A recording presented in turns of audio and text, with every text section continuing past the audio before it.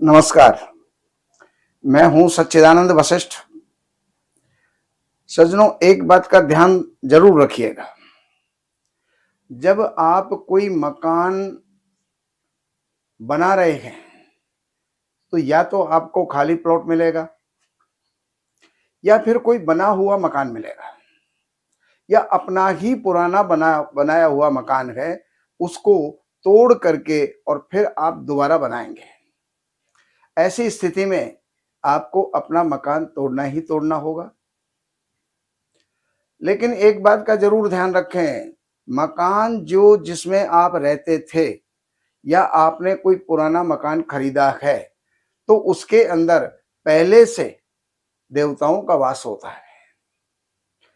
जब पहले मकान बना था तब भी उसकी वास्तु शांति हुई थी, वास्तु प्रतिष्ठा हुई थी और 81 देवता उसके अंदर विद्यमान रहते हैं। जब आप उसको तोड़ें तो उसके लिए मुहूर्त की भी आवश्यकता है। ये नहीं है पुराना मकान है तो चाहे जब तोड़ देंगे।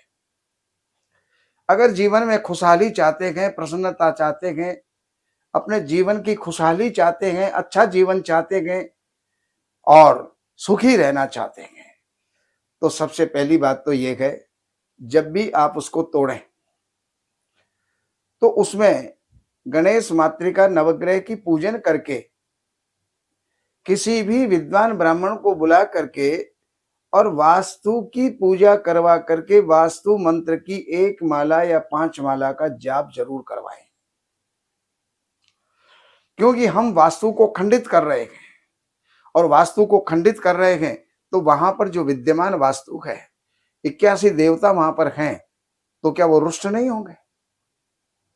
इसलिए उनकी प्रसन्नता के लिए 1 या 5 माला वास्तु के मंत्र की जाप करवा करके और हनुमान चालीसा के कम से कम जो है 1 या 5 हनुमान चालीसा के पाठ करवा करके और फिर एक नारियल लेकर के नारियल को तोड़ करके 4 हिस्सा कीजिए और 4 हिस्सा करने के बाद चारों कोनों के अंदर एक एक हिस्सा उसका रख दीजिएगा। उसके बाद फिर आप हथौड़ा मारिए और वो जो नारियल का जो 4 टुकड़ा हमने किया था वो कोई भी अपने उपयोग में ना ले, उसको बाहर फेंकवा दीजिएगा। अब आती है बात कि उसको तोड़ें कब, तोड़ना कब शुरू करें। तो सबसे पहले तो आपको ये ध्यान देना चाहिए कि उस समय पर पंचक ना हो। धनिष्ठा नक्षत्र से लेकर के रेवती नक्षत्र पर्यंत 5 नक्षत्र जो होते हैं ये पंचकों के होते हैं। कुछ काम ऐसे होते हैं जो पंचकों में किए जाने चाहिए और कुछ काम ऐसे होते हैं जो पंचकों में नहीं करना चाहिए।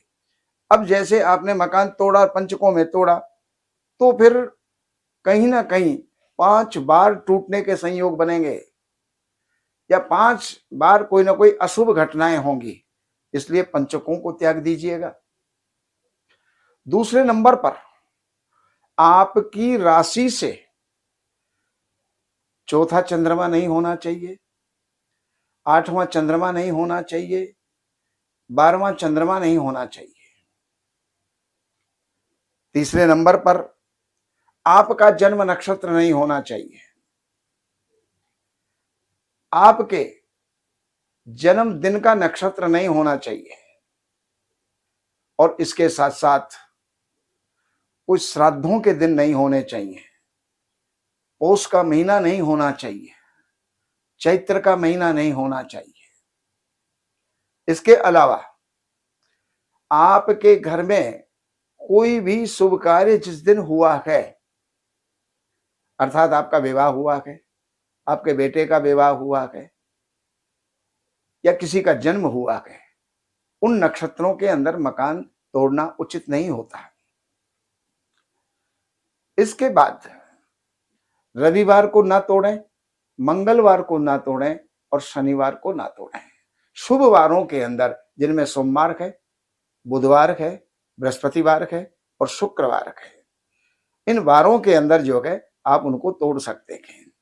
ऐसे बहुत से नियम हैं, लेकिन उनमें प्रमुख नियम ये हैं जिनको जान करके और सोच करके और विचार करके और विधि पूर्वक आप मकान को तोड़ने का कार्य करें।